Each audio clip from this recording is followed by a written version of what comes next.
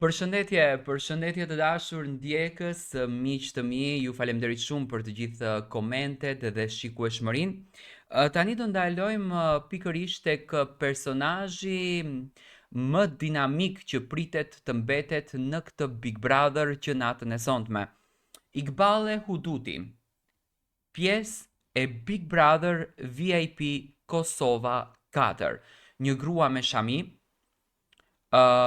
një grua që në fakt ka ngritur pikpyetje të mëdha rreth bindjeve të saj tek publiku shqiptar, deklarata të fuqishme, deklarata që në fakt kanë ngritur debate televizive. Sonte do të kemi fatin ta shohim në një spektakël që ndiqet 24/7. Kemi patur komentet shumë të rreth Iqbales, zonjës së nderuar,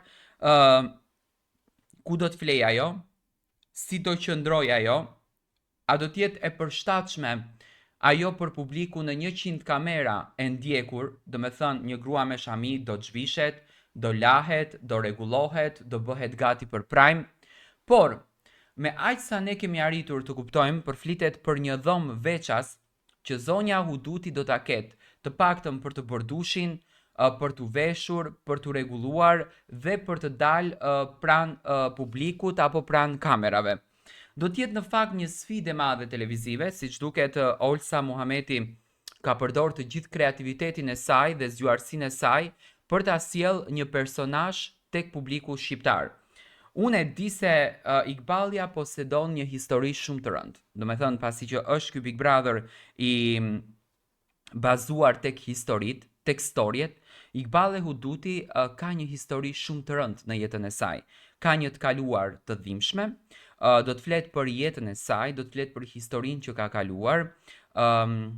Fatkeqësisht ajo ka humbur edhe një djalë që do ta flet, besoj, historinë në Big Brother, sepse Big Brotheri është ky, por se si do të ndeshet Iqbale Huduti me banorët, me këtë botën, do me thënë që flitet të jetë edhe një transgjinore, si Linda Rej, do me thënë si do ta percepton Iqbale Huduti këtë gjë, sepse është një grua që vjen me petkun e islamit, ndërsa Linda Rej është krejtësisht rrugtim tjetër, por për Iqbalen thuhet që janë bërë të gjitha mundësitë e mundshme që të jetë pjesë e shtëpisë. Tani këtu ka dy rrugë që unë dua t'i ngrës si amencim. Iqbalja do t'jetë banore në këtë shtëpi dhe do ketë mundësinë të luaj për çmimin 200.000 euro, apo do t'jetë një personazh që do të ketë një mision të veçantë për banorët dhe në një ditë të mundshme ajo të largohet nga shtëpia e Big Brotherit. Më thënë, nuk e dim se çfarë formati do të ketë Iqbale Huduti në Big Brother, por është hera e parë që një grua me shami bëhet pjesë e këtyre institucioneve. Në fakt, unë dua të them që fetarisht, me të gjitha informacionet që kam unë dhe kam pyetur hoxhallar, thonë që është haram. Tani, në ç'kuptim është haram, nuk ma kanë detajuar, por është haram, është diçka degenerim.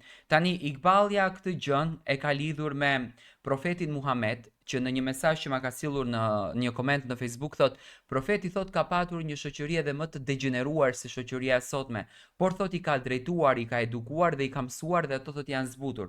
Kjo tani nuk kupton që Iqballi, me atë logjikën që kam unë, zonja Huduti futet në Big Brother që t'ja mëson asaj shoqërie kulturën, mësimin dhe edukimin se si duhet edukimi të merret sipas saj. Më thënë, kjo është logjika ime nga komenti që ajo ka shkruar. Por gjithsesi, ne do ta shohim qasjen e zonjës Huduti në shtëpi, thuhet që është ndërtuar një dhomë veças për të, një dhomë veçan ku ajo do të ri, ku ajo do të flej, do të lahet, do të pastrohet, do të vishet, do të rregullohet. Do të thënë, nuk është një dhomë e njëjtë me banorët e tjerë. Kjo dhoma është përfolur që muaj më përpara se do të ketë një dhomë veças, që në fakt një herë flitej që do të flen një çift, por ky çifti që do jetë pjesë e Big Brotherit nuk do të jetë tek ajo dhoma.